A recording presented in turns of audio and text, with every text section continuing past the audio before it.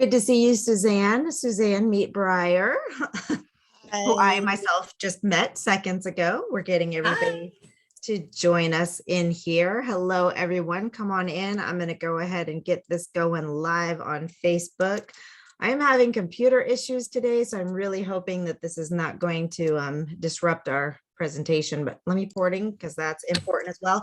Thank you to everybody joining us live on Facebook. We are going to kick off this webinar on production. And for those of you who joined us after we got started, I was saying that in this moment, my level of productivity is actually a little bit harmful because there's so many balls to juggle in that I am, and maybe this is something we can talk about too, how to not be overproductive so that you're actually harming yourself. But for those of you who are new to me, to the Women in Publishing Summit, to our crew, I'm Alexa Bigwharf. I'm the host of the Women in Publishing Summit. This is an annual event that we do in March, but we do webinars and workshops throughout the year, all year round, so that we can continue learning, not just in that 1 week period. And this is one of our roundtables that we put together after the conference last time, because we had several people who pitched really great topics and we just weren't able to fit them into last year. So we paired them up into groupings and said, let's do a webinar series on these, productivity being a big one and an important one. Uh-oh, now Suzanne doesn't have sound at all. Can you still hear me, Briar? Mm-hmm. Okay, Suzanne will be back while I am introducing everyone else. So we have Briar Harvey, and I'm going to read her bio. She is a storyteller and systems witch. I love that description. She believes that everything has a story and exists within a system. The trick then is figuring out how to change the rules and tell a better story. You can hear her talk about stories and systems twice a week on her live radio show, Ask Briar. You can also listen to her talk about terrible kids movies on the podcast Latchkey Movies, and find her and all of her projects at her website, briarharvey.com. Then we have Suzanne Brown. Suzanne empowers companies to become more balance friendly and professional working moms to create the work-life balance they crave. She's a TED speaker and has been featured in major publications such as Time, Forbes, Working Mother, Reader's Digest, Shape, and Prevention. Go ahead with yourself, Suzanne. That's a pretty big lineup there. She's a mom, wife, consultant, speaker, strategist, avid international traveler, and award-winning author. So great group of women here who are doing a lot of things and getting a lot of stuff done. And Suzanne, are you able to, are you here with us? I mean, I know you're here with us, but are you able to get things going? I can hear you. You can hear me. Audio and but video? you have to repost me as a panelist so that you can see All right, me. I'm just going to go ahead and start. And that's just crazy because I guess we cursed I can ourselves. hear her. She said, but you have to re-promote her as a panelist. What's that? You need to make her a panelist again. I did. Okay. It just isn't. There we go. Okay, I'm She's back. Yay. Okay. Let's see here. I see what I did. Okay, can you say something now? Can you hear me? I can. Okay, good. Yay. Good. Okay. We are all in. Okay. We cursed ourselves by talking about all of the issues going on with the planets and all of their fun things happening around. Today, we are here to talk about productivity. And sometimes productivity has nothing to do with what you do and has a lot to do with what other forces are controlling what's going on around you as well, right? So this is a topic that's really near and dear to my heart because, well, I get asked a lot, how are you doing all the things that you're doing? Because my company, my team and I, we tend to be very, very productive with a lot of things going on with what we're doing for our authors, with what we're doing with our conference, with the podcast, with the blog, with all the things. And I will say that sometimes this is not something I am super proud of because sometimes productivity comes at a big cost. And for me, that cost has been my life, basically, you know, having the life that I set out to achieve originally, with being able to spend more time with my family, with my children, to travel more, to do all of those things. And I got so far down a path of building what I wanted to build, and so focused on that, I'm now in a how do I become a little, not less productive, but more efficient in my productivity, so that I can still have those two worlds together. But I would say, if the biggest answer to that question is that I have goals and a strategy and a plan, and I'm using those things as my guide to what needs to be done and when it needs to be done, and trying to move away from, oh, this sounds good, squirrel, let's do this, oh yes, we could do this too, and making it come together in a way that we're actually doing planning sessions and mapping out the calendar and doing all the things, just as you as authors should be doing as you're thinking about how you fit writing a book, publishing a book, and marketing a book into your worlds. So, you know, the more that you can map that out on a long-term scale. Okay, if my book launches in 6 months, what are all the things I need to be doing leading up to that, so that I'm not trying to do it all in the month before launch? That's when planning is one of the biggest ways that you can be more productive. So I'm going to stop talking now and invite our guest to join the conversation. So we'll start with you, Briar, and just dig right into what productivity means to you, how people can be the most productive, and we'll start there and see where it goes.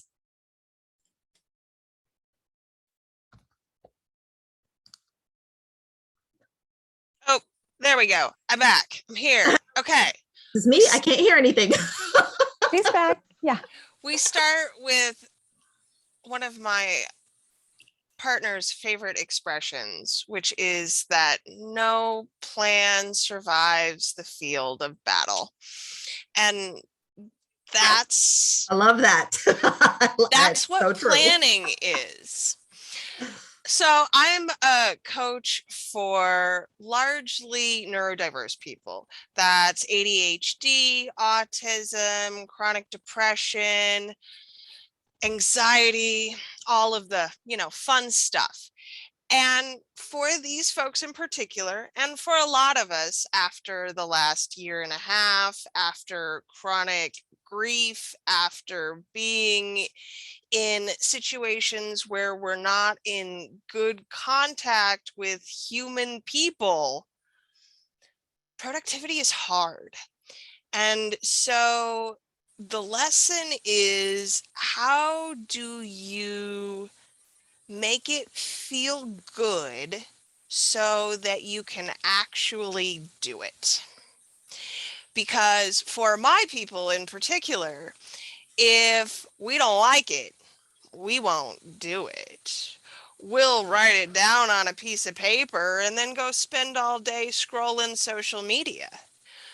We'll have a plan, or possibly we'll spend an entire day making a plan. We call that procrastinating, because you don't actually do that plan. There's a plan, so much of a plan, but it's getting from plan to checking the boxes, right? So it's about figuring out ways to motivate and be self-aware enough about the plan to know what you will do and what you won't do, and how to really make that work. And unfortunately, almost universally, that is completely different for everybody. It's a different app or a different planner or a different system. I have clients who have figured out how to gamify planning, because that works in their brain. They give it scores. They have reward systems. They have bingo cards, because if they don't like it, they won't do it.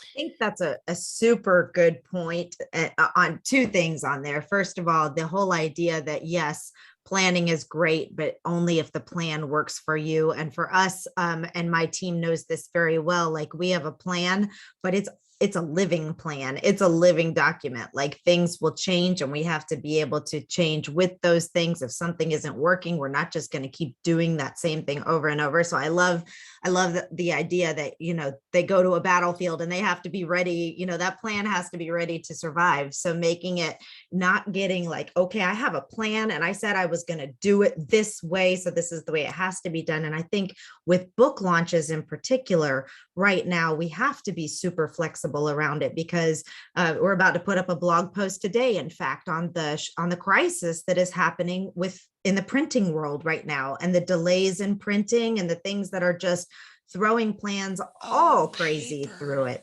Right, Paper, because of paper, the and paper it's shortages. not That just makes, paper though. It's delivery trucks. It's yeah. people in warehouses. The whole thing is it's bonkers what is happening right now, and how many people are just having to completely blow their launch dates, even on the traditional side, because the books, because there's just, issues. So, your plan is only as good if you can roll with the punches that come along. But this idea that your plan has to work for you. So I can tell you all day long about what I did to get my first book published. That I got up, I had 3 kids, 5 and under at the time. So I worked until midnight and I got up at 5:30 because those were the hours, those few hours on either end where I had no little people tugging at me all day long and distracting me, right? But that's not going to work for somebody else.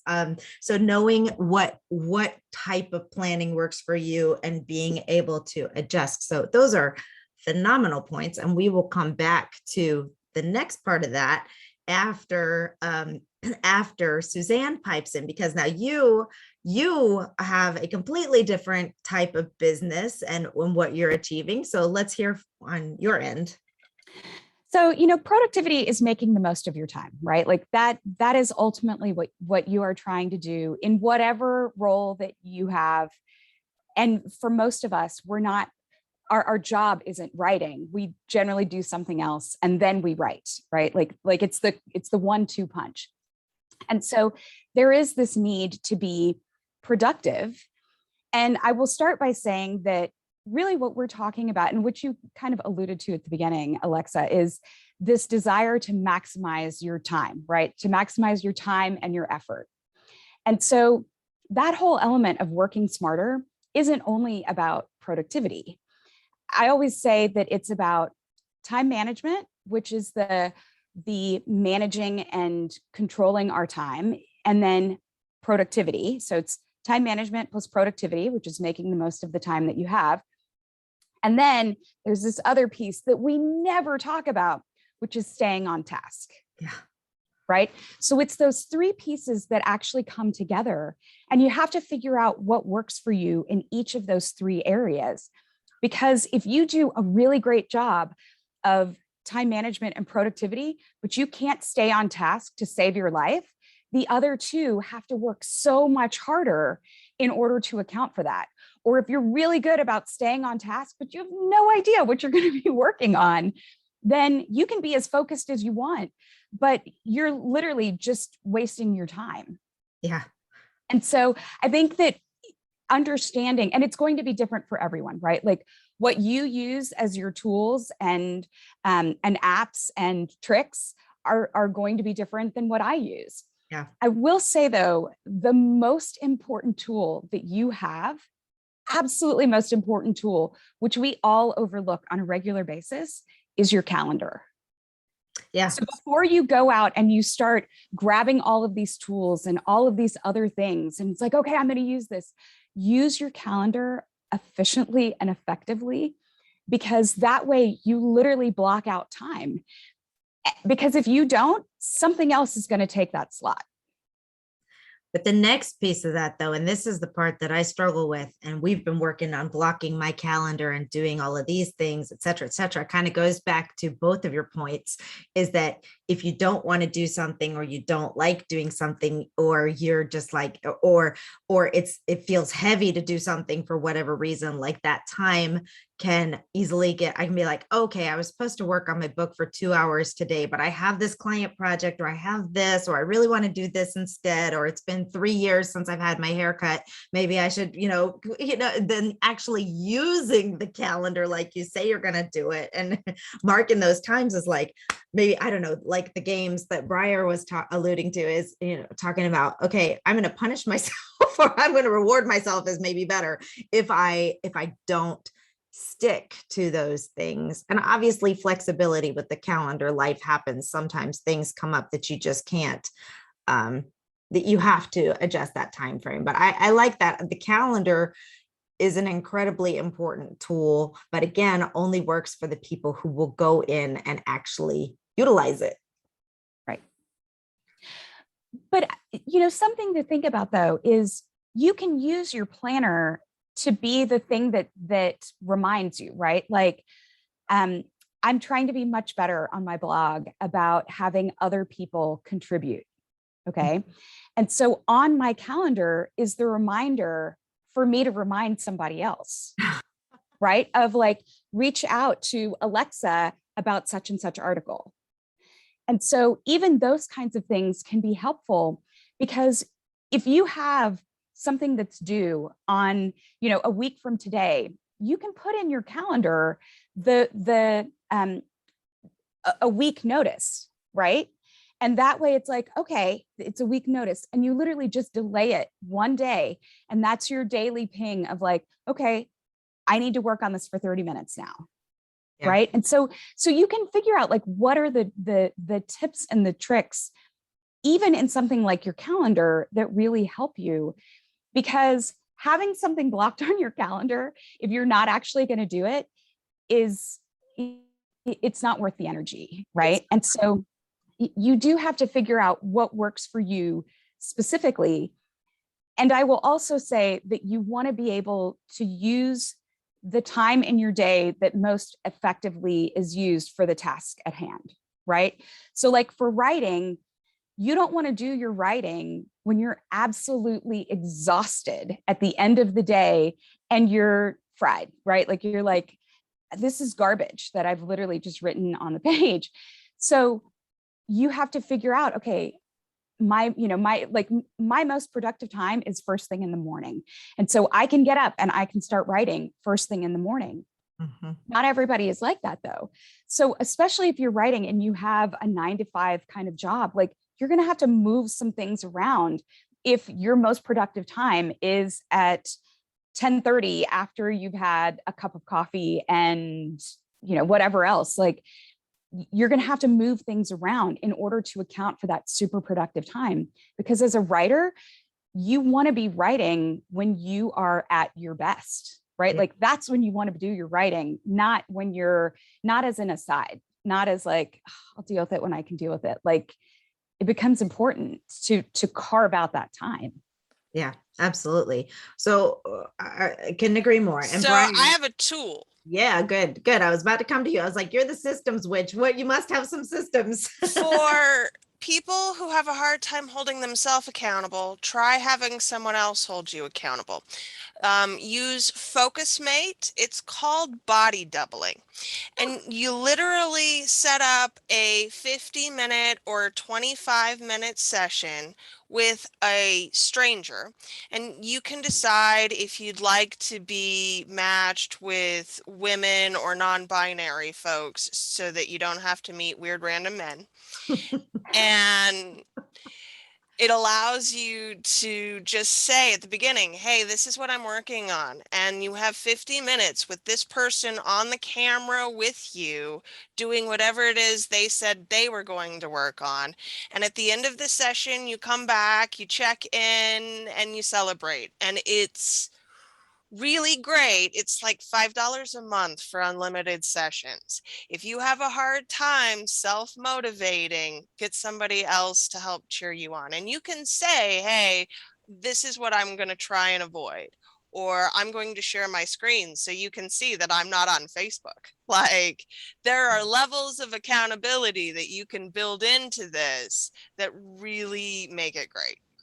Accountability is a fantastic tool, and it's kind of one of the reasons that gyms I mean, they exist obviously to help people work out, but it's a good accountability tool to have to pay for a membership for that same type of thing. Once you put some money behind it, you're hopefully, of course, that didn't really help me. And then I wound up having to cancel my membership because I was just paying month after month after month, but that's a different story.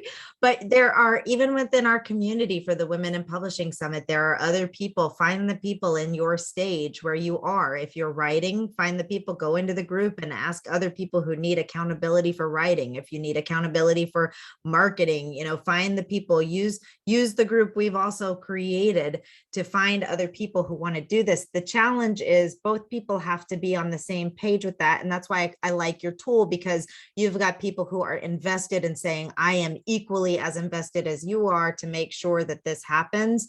So making sure that's invested. That's one of the reasons I hired a writing coach with this most recent book. Not only because I needed the writing coach, but I desperately needed the accountability. And sometimes the only reason I sit down and write is because I know I'm paying my coach to show up at our meeting on Friday, whether I do anything or not. So it keeps me in my back. I'm like, I have to write something so that I'm paying for something, because otherwise we're just going to sit there and chit chat for 30 minutes and I don't have time or money for that. So that accountability, paid or unpaid, is a fantastic tool. So when you talk systems, Briar, what type of systems? I'm assuming you mean more like back-end systems, like emails, computers, and things like that, or what type of systems are you helping people with? And are they relevant to this discussion? If so, let's talk about them. Systems are a very, very broad category of things. And I do, for my project management clients, I do actually do the back end work of connecting the dots and making the things go.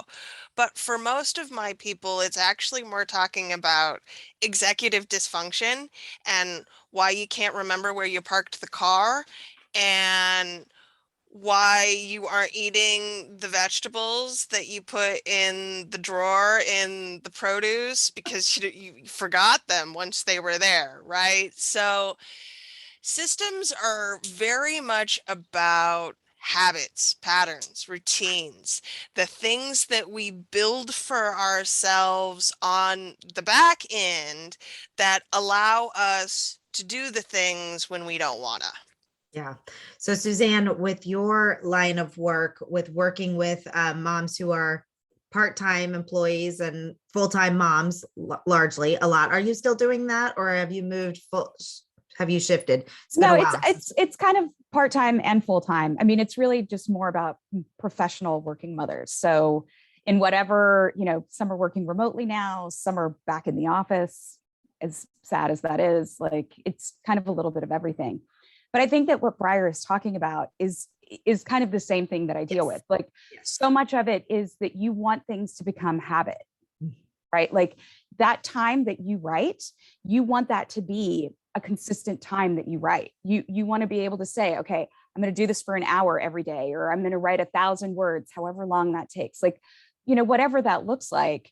And that way it becomes a habit. And the day that you don't do it, you're like, something's off here, like you feel that thing that you missed. So, and that's one of those things that when it comes to productivity in general, you want to create those habits, and sometimes you need the trigger, right? So if it really comes down to like, you need to be at your kitchen table because you don't have a dedicated space in order to be able to write, put your laptop on your, in the spot that you're going to be at, and have your coffee cup out ready, like whatever it is, so that you're ready for that next step. And so that you're not like, where did I put my computer? Or, whatever it is, or if it's like, I put on my lucky sweater, whatever. As writers, we can have all kinds of little things that we do, like have that sweater on the back of the chair, like whatever it is, just so that you've got that trigger ready, and you're able to just walk into that next step instead of, okay, I've got to go find whatever I need. And that goes with like your notes, or with whatever you're going to write about. If you want to make sure that you write on a specific topic, have those notes ready to go the night before. Don't spend the time that you are supposed to be working trying to get organized. That is such an incredible and if you heard nothing else, for me, that's a huge takeaway, because that's what happens with me a lot, is that I have time blocked for a specific project.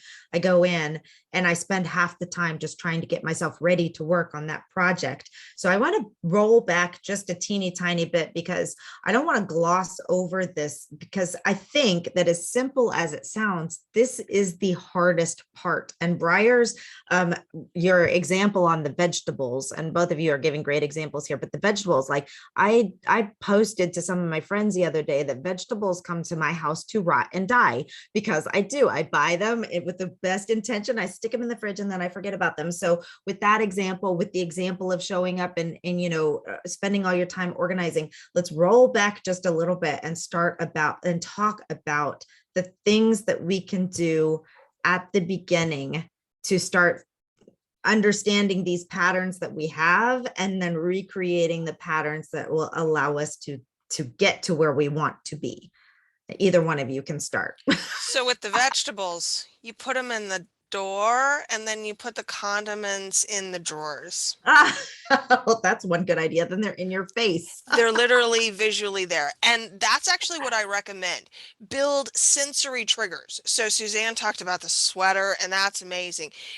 Is there a specific kind of coffee that you can drink for book writing time? Is there an essential oil that you can put in the diffuser this is now book writing smell? Is there a playlist that you can build for yourself that you can listen to that will signal that it is writing time? Build sensory triggers in, and it becomes much easier to get yourself to the place where the work happens without having to spend that time. So we have to first identify, if I'm thinking about this from my plan of attack, how I would implement this. I would have to say, first, I want to look at my calendar and see what I have going on this week. I want to do X, Y, and Z, and then kind of start off by saying, how can I make sure that X, Y, and Z actually happen? What are the things I need to do for X, Y, and Z? Suzanne. So I am a big fan of working backwards. It's essentially reverse engineering, right? So in the case of my books, they are for working mothers, right? And so there are specific times during the year when working moms are looking for new content. One of them happens to be right after school starts, right? So like in the month of September. So I knew that that was my launch date, right? So you work back from that point and you figure out, okay, what are the things, how often do I need to write in order to fully develop the concept that I want to write? You have to account for an editor grabbing it and working their magic, and whoever else needs to touch it. And the fact that there are longer lead times now because of everything that's going on because of the pandemic, which we were talking about at the very beginning. So there's all of this stuff going on, but literally just build that out.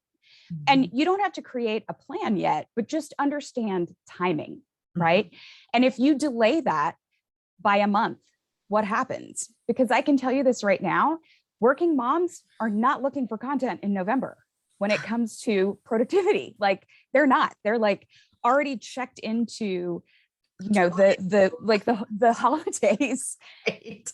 And so that shortens your window, right? So it's not like, oh, well, or if you say, I'm going to write a book and I want to launch it for summer.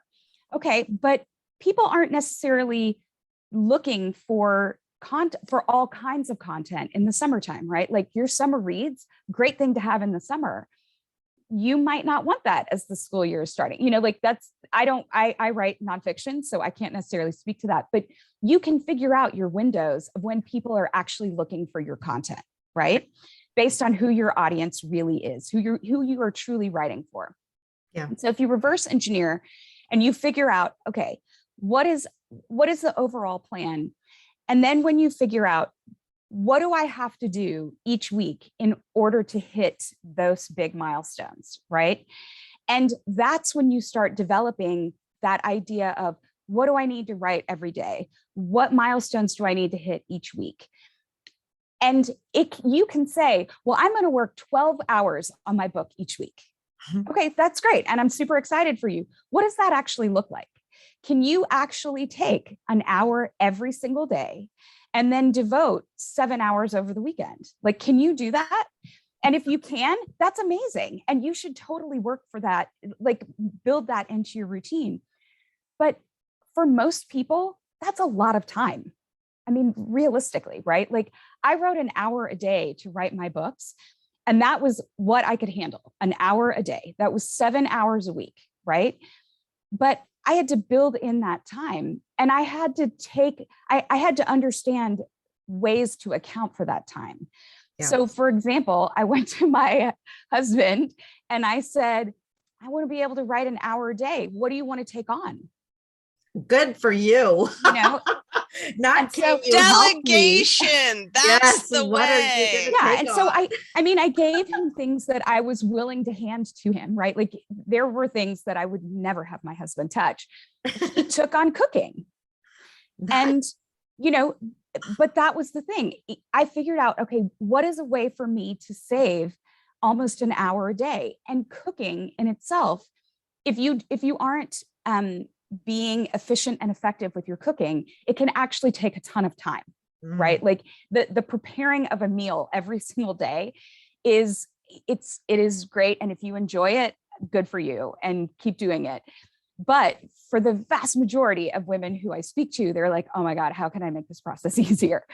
And so that's the thing. You have to figure out how to shorten these other things in order to be able to build that time into your calendar. Or you're just going to keep pushing it back. Yeah. Right. And so it's like these two things kind of work together, and you start to think about what's really going to be helpful in order to get you to the goal that you have of launching this book. Yes, exactly. Well, one of the things that I have outsourced is my grocery shopping, but that leads to all kinds of fun errors and things that come along with that as well, like an entire pound of garlic. Well, that's a lot of garlic. That's a lot of garlic. That's a lot of garlic. Not as many well, we had so much fun talking about this topic the other day. But anyway, but it's true. Like finding, I think that's one of the biggest things, and this will lead into a question for Briar as well, is that our world is so different than the world that we grew up in. Like our time is just, it's tasked to the minute every day. Like our lives are full, and a lot of times being more productive is definitely around this idea of either with your partner or with a family member or somebody else, figuring out what you can share. You know, this whole idea of community. I'm loving the idea of community. It takes a village, all of this stuff more and more and more, because we really need help with just basic things in life, but seeing what you can help partner with someone else. Now to Briar, you know, I fall on the ADHD realm as well. So I understand this, but this is challenging for I think almost everybody is now becoming somewhat ADD or ADHD, because we are pinged from a million directions all the time. The amount of information that we consume on a daily basis is extraordinary. And so I think many of us suffer from what it's like to live as an ADHD person. All of us are kind of feeling that. So knowing that, and knowing that the first part of this task, that's just identifying what you want to accomplish and when to carve out the path, in itself can be a challenge. Do you have tips for just that? Because it feels so big. It's the elephant instead of the bite. You know, how do you narrow it down to figuring that out? You're probably not going to like the answer. Turn off your social media. I think Suzanne knows what the answer is here. Do less. Do less. The solution to productivity is never do more. It is to do less. What do we subtract? What do we take away? What do we say no to? And the more white space that you build into your calendar, the more. So here's the thing about writing in particular. And if you read like the day in a life, I can't remember the name of them, Mason Curry, he wrote 2 of them. Daily Rituals, I think, is the name of that book. And then there's a Daily Rituals for Women.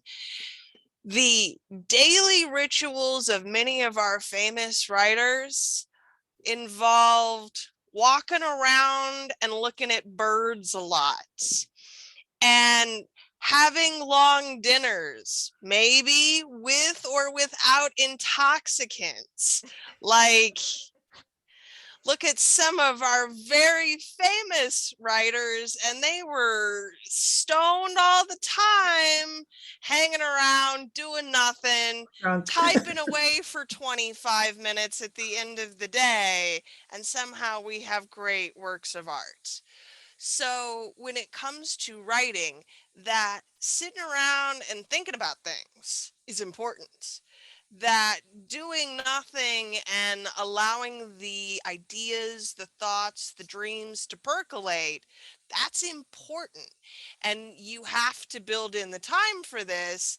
And you do it by saying, no, I'm sorry, I can't come to your dinner party. Or no, I'm sorry, I can't take on this additional client. Or no, I'm sorry, I'm not cooking dinner anymore. And I said that one about 3 years ago, and it completely changed my life. You really have to be able to say, no, that doesn't work for me. And for women in particular, we are taught that we have to lean in and do it all. And I'm telling you, that is not the case, and it's not going to work. We have to do fewer social media accounts. We have to not maybe have a Facebook group.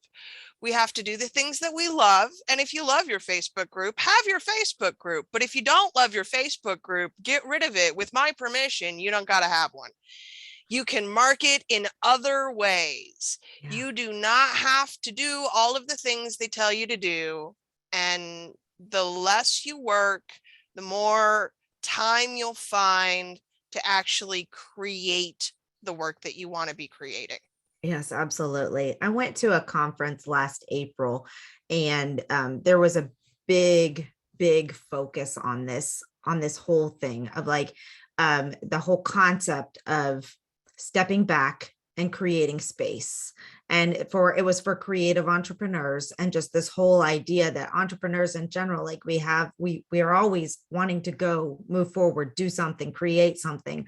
And this idea that to be the most creative, we have to have the space to be the most creative. And it's something I've been trying to work on really hard, in fact, is pulling back so that I actually have the space. Because right now I have no space and my creativity is flatlining. And that's the worst place you can be as a creative writer, creative entrepreneur. It's funny, ever since you said that thing about taking the time and freeing your mind. Like, I've got this song, I don't remember who, from the 90s, free your mind and the rest will follow. That would be In Vogue. In Vogue. Yes. That's just I couldn't, that's been playing through my head as you said this, but well, Nina's got a great question here. I don't know if we can answer the question, but the question behind the question, can you recommend how to find someone to help you with research for your book? Finding someone to help you research your book is a perfect example of reclaiming some time. And that, I would start with the Google and just see, you could Google, research assistants or virtual admins who like to research. I know we go through Upwork, and there are people that have posted out there that their jam in life is just doing research for people.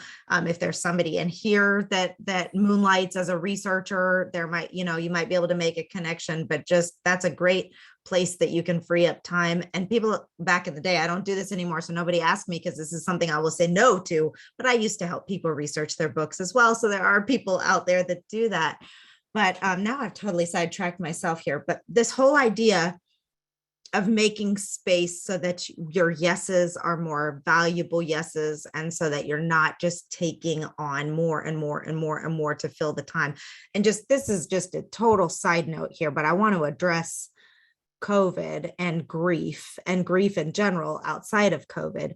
And that is collectively, we're grieving as a society. Collectively, we have a lot happening on us. And for people like me, the easiest thing to do to squash our grief is to fill the empty space. And that's what I've been doing for 10 years, is filling the empty space, and it's not helping. So I'm here if any of you are fillers to try and, avoidance strategy, it's not helpful. So let's try and work our way throughout there. But there was this beautiful period of time when COVID first started, between, I'd say, about March and September, where the whole world slowed way down. We no longer had to take kids to school events. We were no longer making cupcakes for things or filling in, for whatever the class mom was asking us. We weren't going to birthday parties. We had permission to say no to anything we didn't want to do, and a very good permission. And I was hoping that the world would kind of be impacted by that forever, but it seems to have gone the opposite direction now, and people are just so excited to be with each other again that it's like, back on, full on. So my question to both of you there is, pandemic unrelated, how do we, if once we've given ourselves the permission, we can say no, we can back off. How do we implement that? Because it's hard to get out. Speaking of habits, we're talking about creating new habits. How do we get out of those old habits? And I'm a yes person. I need to know how to become a no person. So I think something to think about is, one, it's your reason for saying no. Right? Like having that, if you have to put like a Post-it up on your mirror that you look at every day of like, I am writing a book by December 31st or whatever it is, like that thing that reminds you every single day, what am I working towards? Yeah. That's one thing that's really helpful. But I will also say one of the things that will help you say no more frequently is to throw somebody else under the bus. Okay. So just bear with me for a second. Okay. And you can say, I have promised my kids that I'm taking on less stuff. I'm taking on fewer things. Mm-hmm. Or my significant other and I are trying to simplify. Or whatever it is. Or my editor says I have to finish this by next week. So no. Exactly. Throw whoever under the bus if you really do struggle with saying no. It's, what are they going to do? Go knock on your editor's door and be like, did you tell Alexa she had to do this by next week? Like, who's going to check? Is anyone going to go to your kids and say, did you really tell your mom that you didn't want her to take? No. What crazy person is going to go talk to your kids?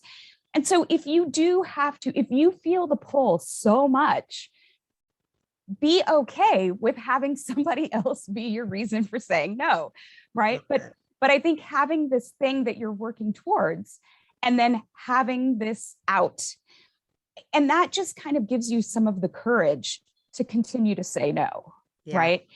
Because that way you can say, well, I can't take on this, but I can take on this. I can, I'm not going to be able to, I've got my editor said I need to take care of this by next week. So I'm really not going to be able to take on anything new until the end of November, or whatever it is. Like you can say no in a lot of different ways, but it is creating that muscle. It's building that muscle to give you the courage and just the ability to say no in a lot of different ways, right? Yeah. I will remind people, though, that saying no is a complete sentence. Yes. You do not have to say no because, no and, no but. Like, it's a no. And in the vast majority of situations, if you're talking to your manager and your manager says, I need you to do this, it can be hard to say, nope. Like that is a hard conversation that you might not want to have. You might want to say no because right? But for a lot of the things that we're talking about, creating that space is based on removing other things from our plate, right? It's not feeling the pull to say yes to the most complicated thing. I remind people, when you're asked to do things, it's okay for you to bring the paper plates and napkins. Yes. Right? Like, you don't have to bake the homemade cupcakes that are professionally frosted looking, right? Like, you can bring the plates and napkins. Right. Someone has to do it, right? And so don't feel that you have to go over the top in everything, right? Like you can choose the things that you really care about where you go over the top. So I'm hearing there's a very strong correlation between productivity and boundaries. Yes. I'd really like to give you the sentence, no, but thanks for thinking of me. That's a good one too. And I like blaming, I blame my partner for everything. People hate him because he's just the most terrible, awful human who doesn't allow me to do anything ever. But really, that is an excellent, excellent technique. And yes, thanks for thinking of me, but I can't. Yeah, I love this. Swinging it back around to, bringing it to the writers in the group and challenges that they may be facing. So, in this day and age, we've got, you can't just write a book and that's just all you do. Like, I wish we could all just be writers again and just love it, but you can't. There are this is the time when you're not allowed to say no unless you're hiring somebody else to do it for you. Like, you have to be involved in different pieces of the marketing part. Even if you hire somebody, I want to say nobody can talk about your book and can show up like you can. So there are other places that you can say, no, I'm not going to spend all of my time creating Canva graphics. I'm going to find someone. No, I'm not going to do all of my research. I'm going to find someone. No, I'm not going to schedule posts on Facebook. I'm going to find, there are places that you can say no to while still saying yes to the others. But I love such a simple tool, Suzanne, to say, put a big giant Post-it wherever you need to see it in your house that says, I'm publishing a book on December 7th. And, that in itself is a reminder every single day that what you're doing in that day needs to lead you to that goal somehow. Are you looking for someone to write a blurb? Are you looking for, someone to help you do your website? Are you writing a blog post? Are you submitting to a place? Like you mentioned, all the places that you've been submitted. Those were places that you strategically submitted your work so that it would help you grow your credibility and your audience.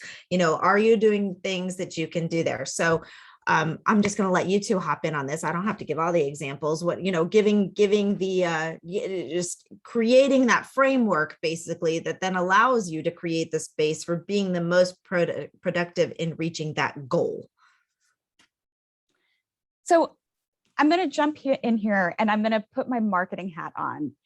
And that is, as an author, you are writing for an audience, right? Like there is a person who is going to pick up and read your books. And so you have to put yourself in the mindset of that person and think about, how are they going to touch my content? Mm-hmm. How are they going to find out about me? How do they want to get their content to learn about what it is that I'm doing? Is it in more of a podcast form? And so you need to go get interviewed on podcasts. That doesn't mean you have to start one, but you need to be interviewed on podcasts. Do they want to read it in small bites? So maybe that's something for social media, or maybe that's getting featured in other people's articles. Is it, are they looking for inspiration on social media? Like the thing that's going to help you be the most efficient with your time as a writer is for you to really understand the different touch points that you have with your audience. Because we've talked about these habits, and just because it's a habit for you to go on Facebook does not mean that that is where your audience is. Right? I mean, maybe they really are on Instagram, or maybe they're using a ton of time on TikTok. And you never thought that you would need to be someone on TikTok, but you need to be on TikTok. So that can help you figure out how to better use your time, right? Because if you're creating all of this content and no one is seeing it, it's not actually helpful. Right. You've wasted your time. Like, not only have you used up your time for something that's not beneficial for your audience, you have lost the time to create that content. And so it's almost like a double whammy.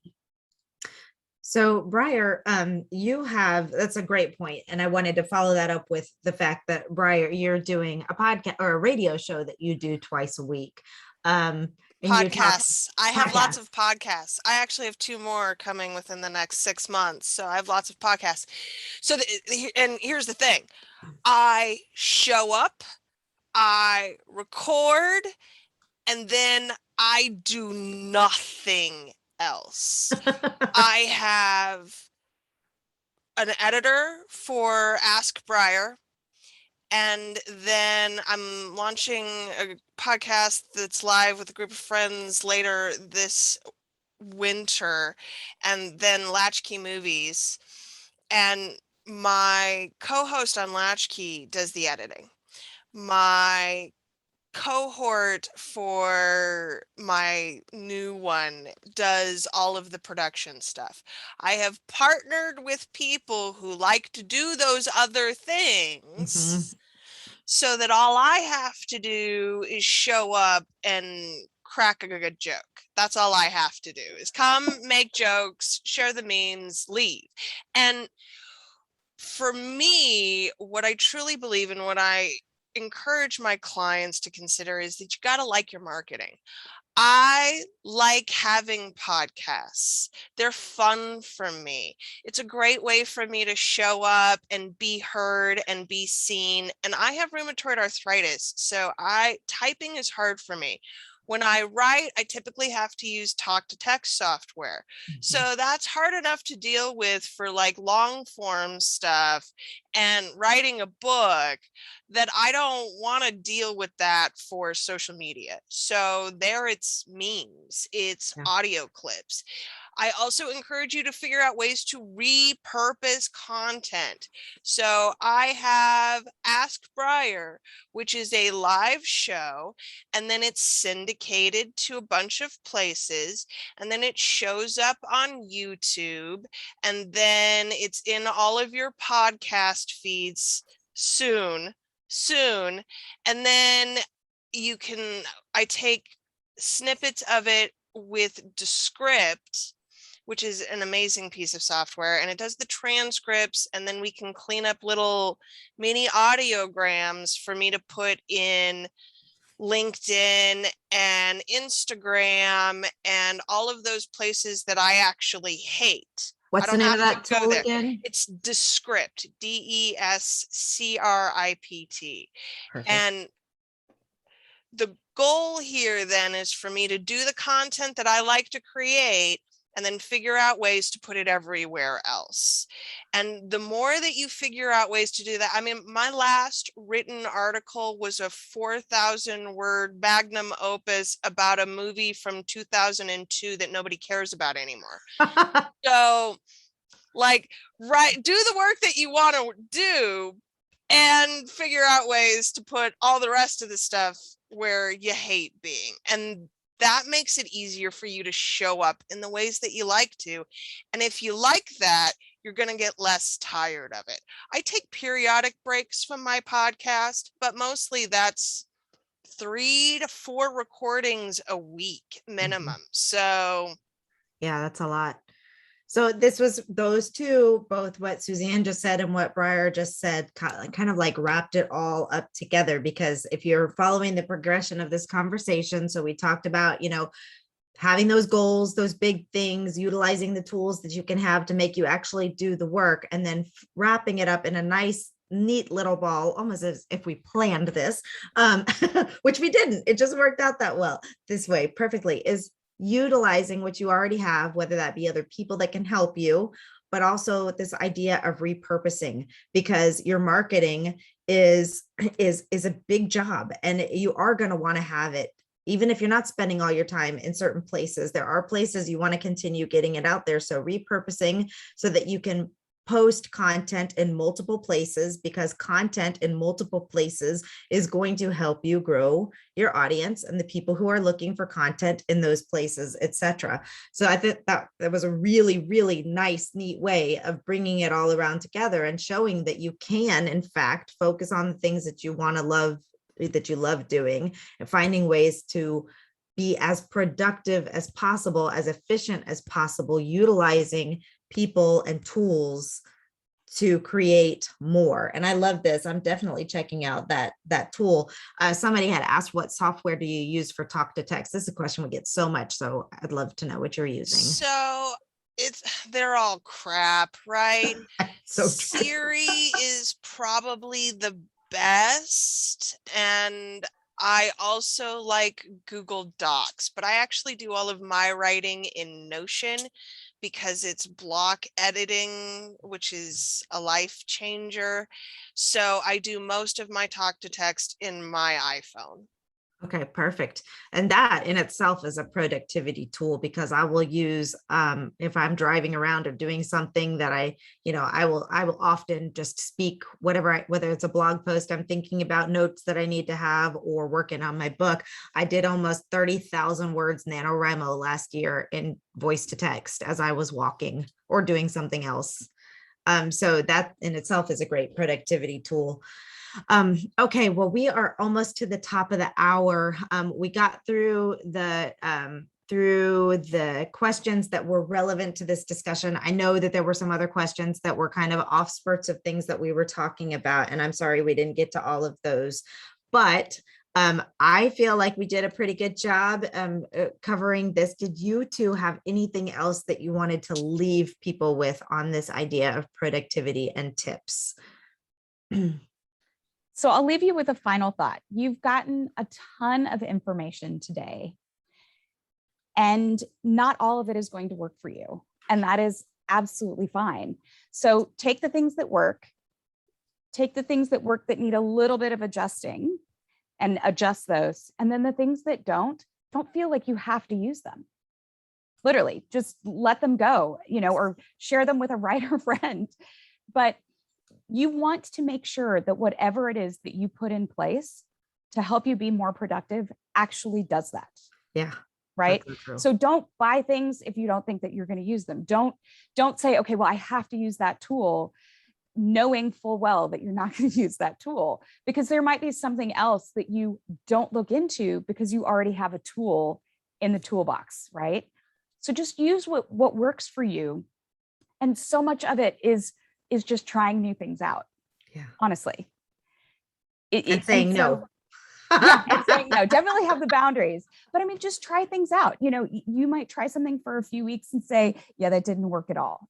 Like no one is going to be judging you if you say that tool isn't working for me anymore. Like you are your biggest judge. Yeah. So just try some things out and be okay with being flexible. Briar? So the last thing I have for you is be sure and include your community at every step possible. I want you to talk to them. I want you to ask your community first if you have a position you need to hire for, because they love you already. And so they're going to be especially motivated to work hard for you.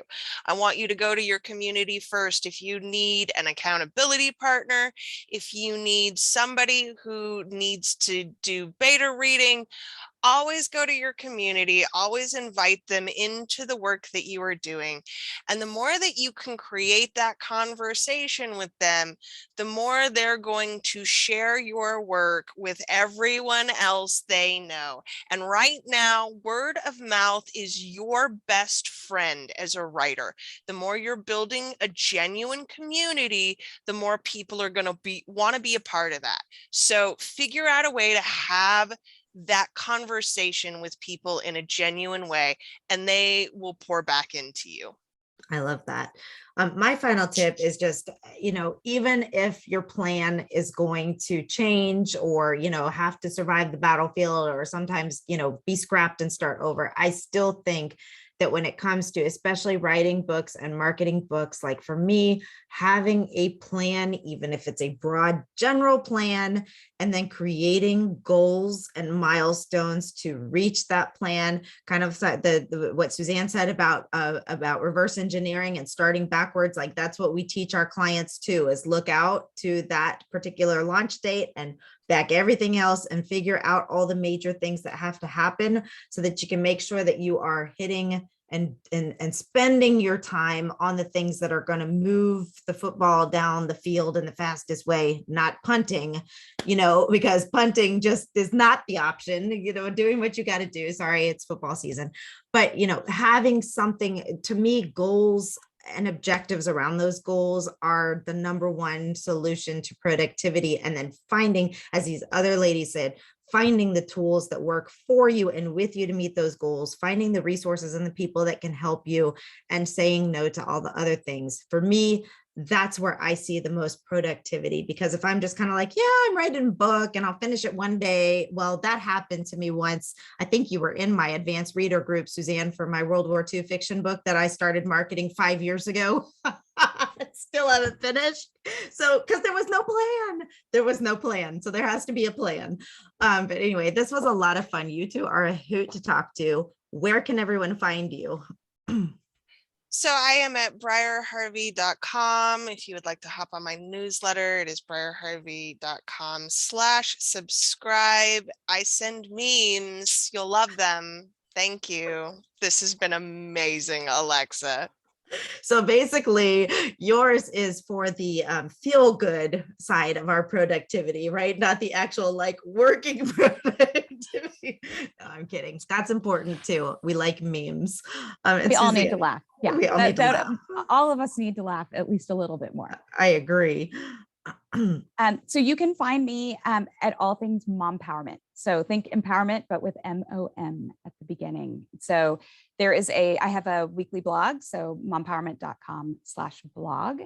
And you can always sign up for my newsletter from there. And I am all about practical tips. I include some fun things in there, but it's really more for what do you need to keep making things more efficient and effective in your life and make things happen, because you have all of this stuff, and let's make the most of what you have to do so that you have time for the things you want to do. Yeah, and you can find me in, I think most often on Instagram and Twitter. So. And just a little plug, if you were paying attention earlier, and as Suzanne has been speaking, if her audience sounds like your audience as well, she did say she is always looking for content for her blog. So that's one way that you can be productive, by creating content for another person who has the audience that you also have. Great collaboration, great opportunities for crossover, and it's a win-win situation. And we will send out their websites linked in the replay when that email goes out. So thank you so much. I really enjoyed this conversation, and thanks for everybody being with us here today. And I would encourage you to think about your next first step that's going to help you be more productive. All right. Have a great day. Thanks, Alexa. Bye.